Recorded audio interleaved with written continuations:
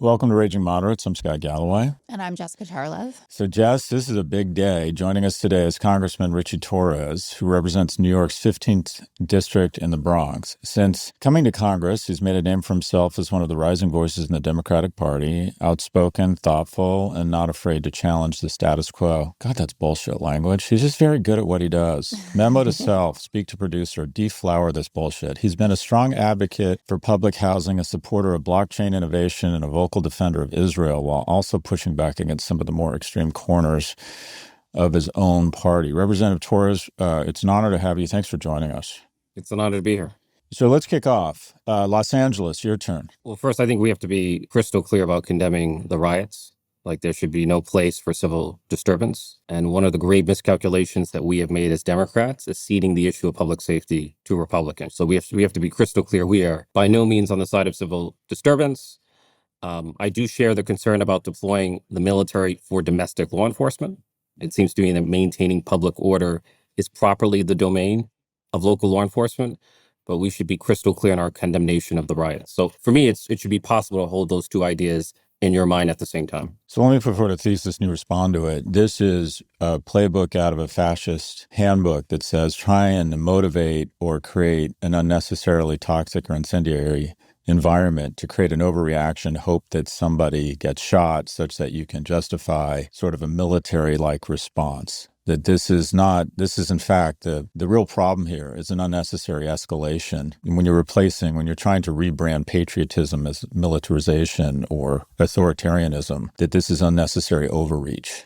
Your thoughts? I get the distinct impression that Donald Trump is spoiling for a fight. Yeah. And he delights, like he has an anti-democratic schadenfreude. He delights in the weaponization of government against his political enemies, and he delights in the use of military force against his political enemies.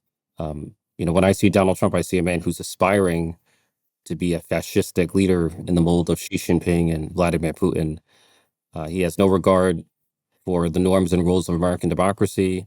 He has no regard for anyone or anything but himself. I mean, he is the center of his own universe, and he's willing to degrade our most basic norms in the service of his malignant narcissism. And I agree with you, this is all an unnecessary escalation that can lead our country to a dangerous place. My sense is, and I don't know if you share this frustration, but my frustration as someone who's a progressive is I feel as if we're playing into his hands.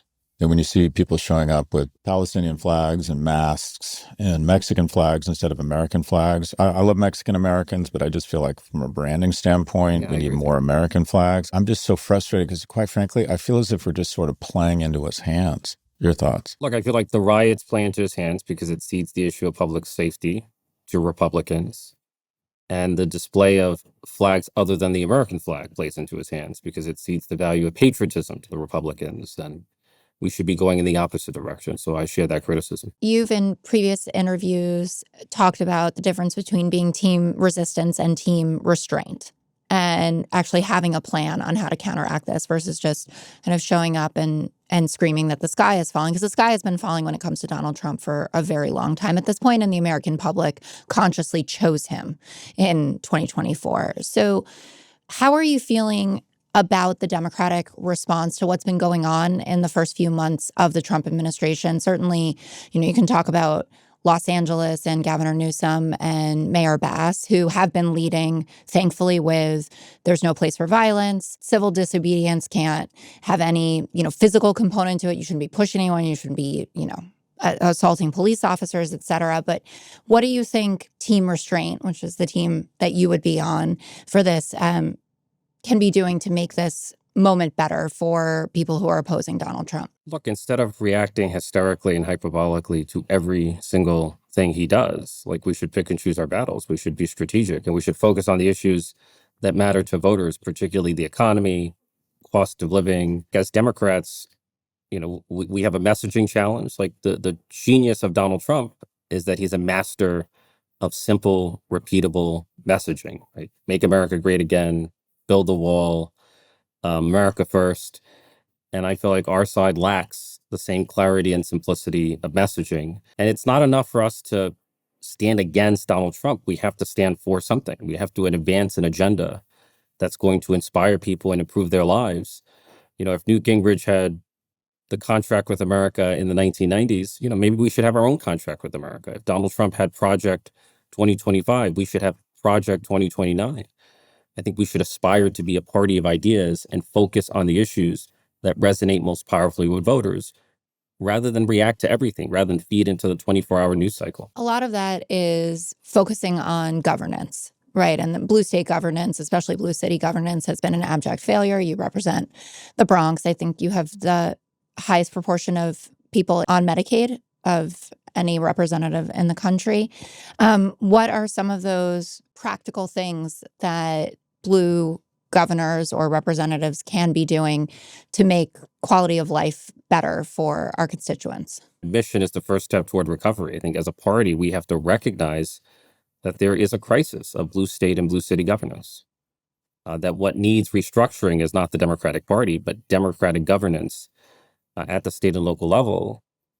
And I'm excited about the abundance agenda because I see it as the best framework for fundamentally reimagining what it means for us to govern effectively and progressively as Democrats. If Republicans are going to be the party of less government, we should not be the party of more government. We should be the party of better and cheaper and faster government, right? A government that works, a government that builds. I see the movement like abundance as the opposite of degrowth, which says no to economic growth, or the opposite of NIMBYism, which says no to new housing. Like it's a yes, we can philosophy. We should say yes to new energy, yes to new housing, yes to new infrastructure, enable the government to build more efficiently, which is actually going to put more people to work and can transform America from a nation of bureaucrats into a nation of builders. That should be our objective at the state and local level. Give us your sense or your general assessment of the big, beautiful tax bill, what you like about it, don't like about it, and what you think its prospects are. If you had to speculate, where do you think it ends up? I mean, I feel like the big, beautiful bill is the ugliest piece of legislation that I've seen in the recent history of the United States. I think there are a few issues with it. First, healthcare. About 16 million people are projected to lose their healthcare coverage under Donald Trump and congressional Republicans, largely because of the Republican reconciliation bill. Second, it sabotages the clean energy transition, and it radically restricts the amount of energy that we need at a time when we're in the midst of a high stakes, AI arms race with China. And then third, it could entangle the United States in a debt spiral. It would add, $2.4 trillion to the national debt if the provisions remain temporary, and over $5 trillion if the provisions remain permanent. And it would add massive debt at a time when the debt has not only never been larger, but more expensive. Like interest on the debt has surpassed $1 trillion a year, and it is projected to surpass $2 trillion a year within a decade. And at the moment, interest on the debt is the largest line item in the federal budget, second only to Social Security. We spend more on interest payments than we do on Medicare or Medicaid and Social Security. And I worry that if we pass the quote unquote big, beautiful bill, it's going to plunge us into a fiscal crisis, the likes of which we have not seen in recent memory. So I have almost no kind words to say about the bill. I do feel like Donald Trump has such an iron grip on the Republican Party that he will largely pass it. I hope that we can limit some of the cuts to Medicaid, but the bill's a catastrophe for communities like mine and for the country. You know how the sausage gets made or not made here. Neither Jess nor I are privy to these types of conversations. And my sense is there's a lot of, we've been to this movie before. A few Republicans posture to come across as moderate or empathetic, and then at the end of the day, they almost always fold and vote for the bill very similar to what it was. That's what you see playing out here. You do think this bill is gonna become law? I fear, because the Republican Party is no longer a normal political party. It's a cult of personality around Donald Trump. Mm-hmm. Like his power within the Republican Party is absolute, and I see no sign that congressional Republicans are willing to show any degree of independence. You had a Congressman, Valadao from California. He's the only member of Congress whose Medicaid enrollment is higher than mine. I'm at 67%, he's at 68%. And he said publicly that he would never vote for a bill that would cut Medicaid, and then he proceeded to vote for the bill.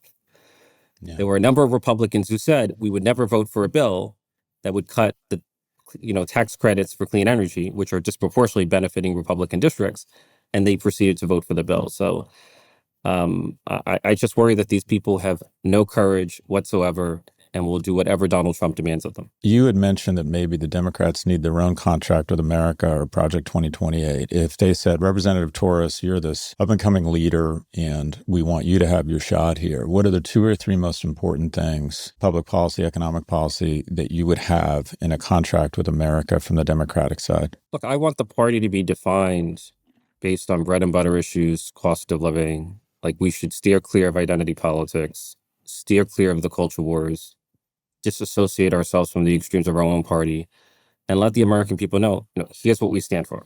We stand for policies that would lower cost. One idea about which I'm particularly passionate is I feel like we should rethink the notion that everyone must go to a 4-year college and learn Shakespeare and enter the workforce instead of imposing a one-size-fits-all policy on everyone. Why not allow people the flexibility to choose between career and technical education and college education? Why, imagine if you had the ability to bring a Pell Grant to a union apprenticeship to become a plumber and build a solidly middle-class life for yourself and your family. So I think reimagining higher education and workforce development in America should be part of our economic agenda. So just a quick footnote, as a proud recipient of Pell Grants who's here talking to you because I received Pell Grants, this current bill proposes would reduce the loans or outright eliminate grants of Pell Grants to 1/3 of current recipients.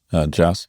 Like, this maybe should have come first, but I want to talk a little bit about you because your story is fascinating. And I feel like you've just been like this rocket ship that, as a New York City resident, I've been certainly aware of you, but then onto the national stage.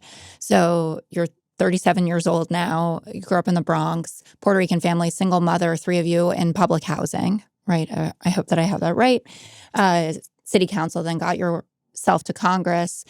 People are begging you to have saved us from what's coming in the mayoral election. You've endorsed Andrew Cuomo back in February in that primary, and there are polls showing you neck and neck with Kathy Hochul if you so did decide to run for governor. Can you tell our listeners a little bit about your path, why you got into public service, and also, I don't want to pit you guys against each other, but there is another famous Latina from representing a Bronx district, AOC, who is obviously a major voice in Congress as well. And I feel like the 2 of you are kind of always squared against each other, her and the more team resistance, you and the more team restraint. So do you feel like that comparison is fair, or that pitting is fair, and kind of like what you're hoping to bring to the party? My goal in life is not to be better than anyone. It's to be the best that I can be. Like, I seek excellence and not necessarily to outcompete everyone around me. I've seen the stories that pit me against AOC.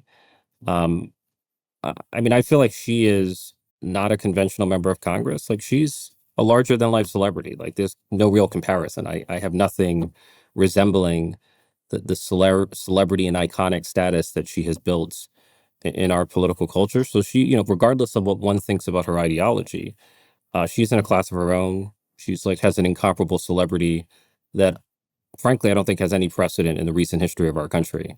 And it's quite impressive. So it's something that I do admire from afar. As far as my own personal story, I'm just born and raised in the Bronx. Spent all my childhood in poverty. I was raised by a single mother who had to raise 3 children on minimum wage, which in the 1990s was $4.25. And the most formative experience of my life was growing up in public housing, which is so chronically underfunded that at the moment it has a capital need of $80 billion and counting. And so I was among hundreds of thousands of residents who were living with mold and mildew, leaks and lead, without consistent heat and hot water in the winter. And my experience of slum conditions in public housing is what inspired me to get my start in housing politics as a housing organizer, and then eventually run for public office. I was only 24. I had no deep pockets, had no ties to the party machine, but I just spent a whole year doing nothing but knocking on doors. I went into people's homes. I heard their stories. And in a race of about 10 candidates, I won my first campaign on the strength of door-to-door, face-to-face campaigning, became the first openly LGBTQ elected official from the Bronx, which at the time had a tradition of social conservatism. What's unusual about my story is a few years before running for office, I had dropped out of college because I found myself struggling with depression and abusing substances and even attempted suicide and underwent hospitalization because I felt as if the world around me had collapsed. I felt a profound sense of failure. And I never thought in my wildest dreams that I would have a fighting chance to rebuild my life and become the youngest elected official in America's largest city, and then ultimately become a member of the United States Congress.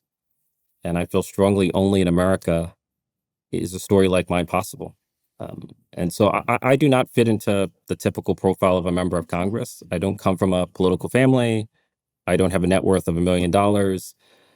But I think, and I don't even have a college degree, but what I lack in traditional qualifications, I make up for in life experience. I know what it's like to experience poverty and inequality. I know what it's like to have siblings who have contact with the criminal justice system or to struggle with mental illness. And I bring that lived experience to bear on my work as a policymaker.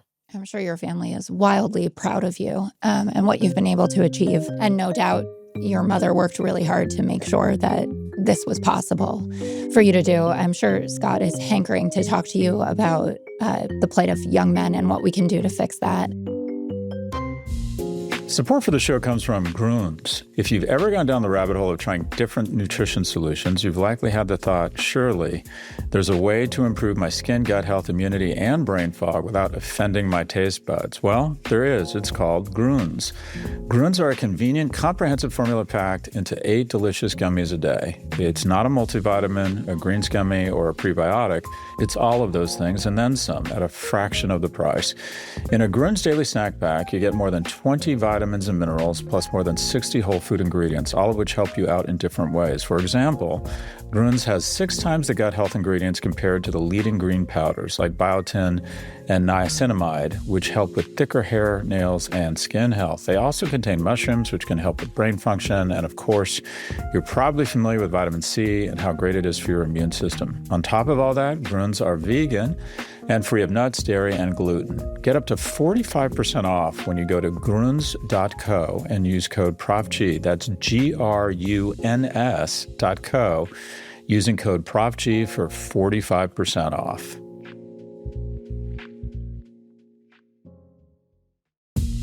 Support for Prof G comes from HubSpot. HubSpot is taking on the fundamental myth in business software that you need dozens of different tools to succeed. You don't. You only need one that actually works.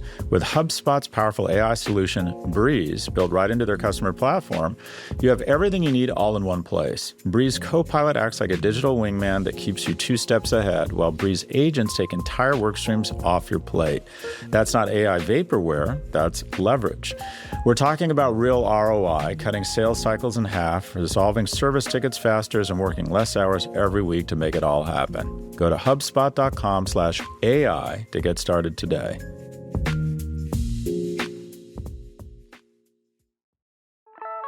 Support for the show comes from Shopify. There's nothing small about running a small business. It's an all-consuming, nonstop hustle, and every decision can have unimaginable consequences. But you shouldn't let that discourage you. You should embrace the daunting unknown.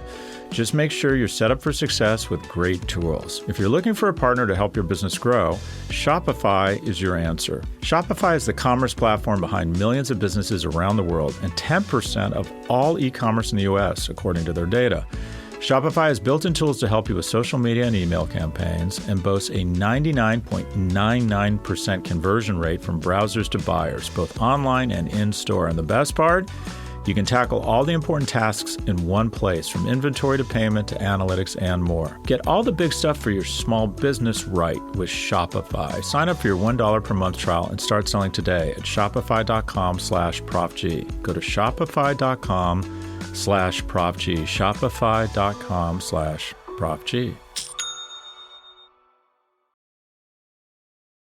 Do you feel like there's enough conversation within the Democratic Party about the brilliance of the United States of America, of the type of patriotism that we should have, the these kinds of stories, right? That this is only possible here in America. Because I feel like there are a lot of wonderful and important stories that, could get amplified, but it's all drowned out by cynicism and negativity, and that the Democratic Party has, I don't want to say lost the plot, but that we're not amplifying positive patriotic stories about the country enough as we just fight tooth and nail against an administration that is wildly overreaching. I certainly feel that way. But when you just add to the kind of cloud of negativity, it's hard for people to see us as a beacon of light or as a positive force. Look, if it were up to me, we would double down on patriotism. Yeah. I think one of the fundamental differences between the far left and the center left is that the center left sees America as fundamentally as a force for good in the world, and the far left sees America as fundamentally a force for ill. I find, and I'm generalizing here, but I find that there's a difference between the immigrant perspective of America and the college-educated, white progressive perspective of America. An immigrant sees America and sees a land of opportunity, right? Because he's comparing America to his frame of reference, to his foreign country. But many college-educated elites see America and see nothing but a system of oppression, nothing but a system of colonialism and racism and homophobia and white supremacy and every conceivable evil. And, I've long felt that, just like an excess of patriotism or nationalism can be dangerous, the same is true of a deficit. I'm not aware of any civilization in human history that has ever succeeded on the strength of self-loathing. And I worry a society that no longer believes in itself will not long endure. And so I feel strongly about promoting patriotism. And I feel like we have much to learn from the patriotism of the Israeli left. I vividly remember in the lead up to before October 7th, during the debates around judicial reforms, you had masses of Israelis from the left who were singing the Israeli anthem, Haktikva, and proudly proclaiming their Israeli patriotism and waving the Israeli flag. And I want to see the same fusion of liberalism and patriotism here in the United States. I think of myself as a patriotic liberal Democrat. And the best definition of patriotic liberalism came from Bill Clinton, who once said, "There's nothing that's wrong with America that cannot be cured by what's right with America." And I feel like the mission of the Democratic Party should be to harness what is best about our country, to fix what is broken, and to correct what is wrong. And we should recognize that the genius of America, the essence of America, is not perfection. It's perfectibility. Is our project is to build a more perfect union. But I love this country. I feel like it's the greatest multiracial, multi-ethnic democracy the world has ever seen. Throughout history, you've seen empires that have had diversity but no democracy. You see democracies like Japan that have no diversity. We're a rare combination of both, and we should be celebrating the majesty of the American project.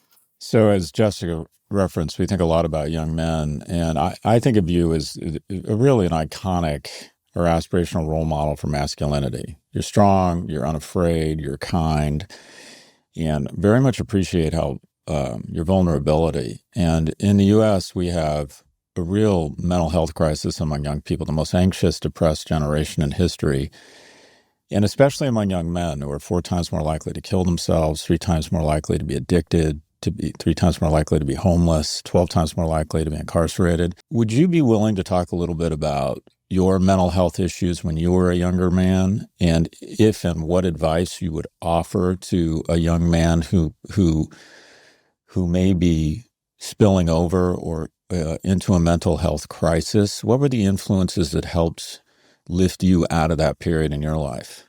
Well, look, I would not be alive today, let alone a member of Congress, were it not for mental health treatment, were it not for the treatment that I received when I was hospitalized and should have received long before hospitalization.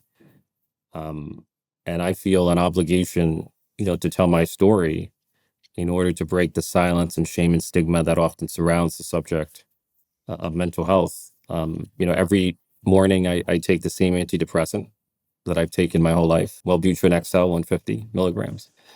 And I feel no shame in admitting it because mental health is nothing of which to be ashamed. And it has enabled me to be the best version of myself and to excel in politics. And so I hope that my story inspires hope in others. I worry about the plight of young men in our society who are overrepresented in our jails and prisons and underrepresented in the ranks of higher education. And it goes back to what I said about workforce development. I genuinely believe there is nothing more destructive to a society than the disappearance of work. Like work is not only about economics, it's about creating meaning in one's life. It's about giving someone the dignity of building a foundation on which to raise a family, on which to live a life of meaning and utility. And, we essentially tell young men that if you cannot put yourself through a 4-year college, then you're doomed to structural unemployment. And that to me is just profoundly corrosive. And it will lead to more mental illness and more substance abuse and more deaths of despair and more violence and more contact with the criminal justice system. I actually feel like the need to create work that brings meaning to people's lives feels to me like the core solution to the problem. Your background, non-white, gay, single mother, and yet you are pro-Israel, moderate. I can't figure out who you're a bigger nightmare for, the far right or the far left. And I'm curious, when you caucus with your fellow Democrats, who I would think would say, oh, this guy's the perfect identity for our policies on the far left, yet he doesn't toe the far left party line. Just I'm curious how do you feel pressure to sort of sign up for the narrative? And two, how are you perceived amongst your colleagues? You're this Jenga of intersectionality that they probably don't know how to deal with. What's it like for you being part of this caucus where you're out of central casting to join the far left, and yet you don't? Do they embrace it as a key component of the Democratic Party? Do you feel pressure and disappointment that you haven't kind of, if you will, signed up for what are seen as sort of, I don't know, sometimes where the Progressive Party or progressive ideals are headed? How are you received, Ritchie Torres, amongst your colleagues? I suspect I'm an enigma, but I'm probably a polarizing figure. I think there are those on the far left who despise me for the reasons. Look, I mean, Scott, you and I could have the same politics, right? But the left will see you as the enemy and will see me as a traitor because of who I am, because of my identities. An apostate. That's how I would think people would treat you, as an apostate. There's an assumption that if you're Black, Latino, gay, and from the Bronx, that you should have certain beliefs and values, right? And so there's a special hatred reserved for traitors, and I'm seen as a traitor to my race, which is an absurdity. But that's the dynamic. And then, of course, there are those who respect the courage that I've shown, the moral clarity that I've shown in the face of relentless harassment and hate and even death threats. I feel like what makes me unusual is not that I'm expressing views that are far removed from the mainstream. What makes me unusual is that I'm saying what many people are thinking, but are often too afraid to say. And I've often said that the greatest threat to the liberalism of our democracy does not come from the far right or from the far left. It comes from the complacency and cowardice of a center that lives in fear of the extremes. Franklin Roosevelt was exactly right when he said the only thing we have to fear is fear itself. And I have found that the Achilles heel of most elected officials is a pathological need to be loved by everyone, to go along, to get along, to pander. And I thank God every day that I'm so socially ill-adjusted that I have no need to be loved by anyone.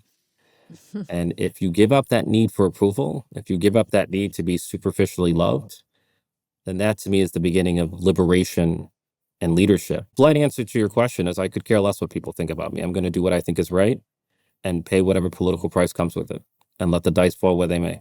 One group that I do know loves you is the Jewish community in your district. I have a very good friend who lives in Riverdale. His children go to SAR. Yeah.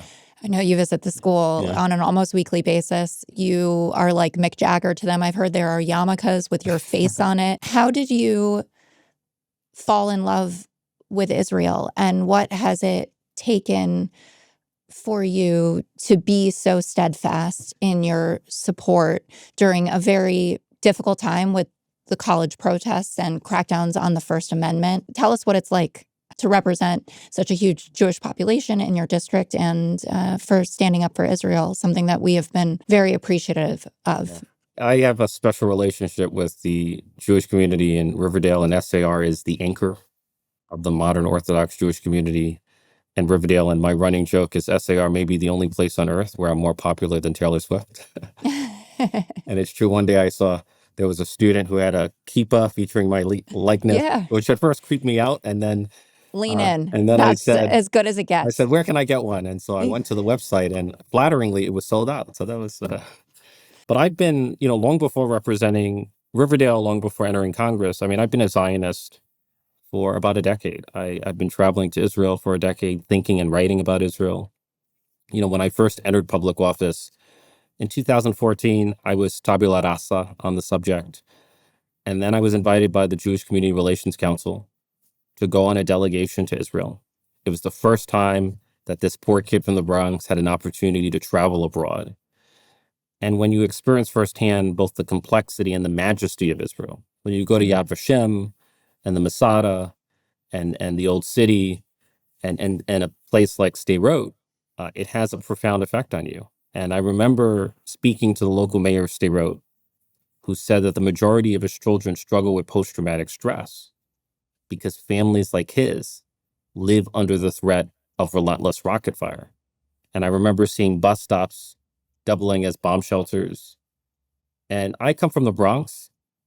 I had two half-brothers who were gang leaders in the Bronx. I have family members and friends and constituents who live in fear of bullets and guns. But no one anywhere in America lives in fear of rockets or missiles. None of us worry that Mexico and Canada are going to fire rockets and missiles into American homes and communities. And so I came to realize early on that Israel faces a level of volatility and insecurity that has no equivalent in the American experience. And I tell people, before you rush to judge Israel, you should actually go to Israel and speak to both Israelis and Palestinians, speak to both Israeli Jews and Israeli Arabs. Go to a place like Sderot, see the facts on the ground with your own eyes.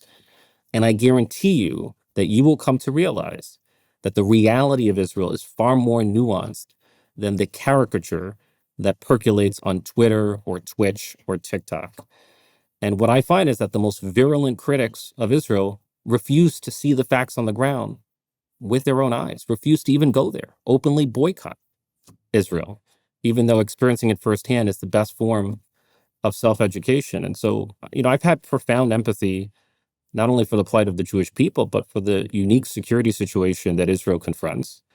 And when I'm speaking to constituents, most of whom are not Jewish, about October 7th, I tell them, imagine if the United States had been invaded and thousands of American civilians and children had been murdered and maimed on American soil. An American woman had been raped, and American babies were butchered, and hundreds of young Americans were gunned down in a New York City festival, and thousands of rockets and missiles are fired into American homes and communities. Can you imagine the overwhelming terror and fear and grief and trauma that would bring to you and your family? And what would you expect your government to do in the face of such overwhelming terror? And I feel like there's just no attempt to offer any empathy for the security situation that Israel faces. Well, if I were Rip Van Winkle and I was asleep from 2020 to 2025 and I woke up today, I would think that Israel was the aggressor, was the villain in the war. I would be unaware that the war began on October 7th when Hamas brutally murdered and maimed and abducted and tortured thousands of Jews in Israel. You're age gated from running for president right now. You couldn't run for president. You're too young. I'm older than you. I'm congressionally young, but I'm 37. Oh, you're 37. I thought you were 34. He could be your ticket, Scott. There you go. Okay, I'm in. That problem solved. Where I was headed with this is, do you think we need age limits on the upper end? And we have, I believe, the oldest elected representative government of any democracy right now. One, do you think that we have a problem with an aged electorate? And B, what do you think, if you believe that, what can we do about it? Well, I'm more concerned about the aging government than the aging electorate. I feel like Congress has become the most prestigious senior center in the world. It's a gerontocracy. Just about every ranking member is at or above the age of 70. Um, and were it not for the fact that 3 of my colleagues died in 2025, we would have had the votes to derail a reconciliation bill that's going to do an enormous amount of harm to an enormous number of Americans. So I feel like we desperately need a new generation of leadership. And strangely, in Congress, the Republicans are more egalitarian than we are. So unlike the Democrats, who feel that every committee chair has a God-given right to die with his gavel, Republicans have term limits on their committee chairs, which creates space for a new generation of leadership. And so I would be in favor of, even if you grandfather in the old guard, I would be in favor of term limits that allows for just a new generation of leadership and makes our caucus much more dynamic. Because we have a wealth of talent in the Democratic Party, but the whole is less than the sum of the parts. What do you think of the idea? Well, let me ask you a blunt question. Who would you describe as the leader of the Democratic Party right now? Look, in theory, it's the legislative leaders like Hakeem Jeffries and Chuck Schumer, but and I don't think this is like the fault of the Democratic Party. I feel like we're going to be leaderless until there's a Democratic nominee. Like only a Democratic presidential nominee is going to have the platform to speak for the party, the legitimacy to speak for the party. I have trouble imagining anyone else emerging as the leader of the Democratic Party until then.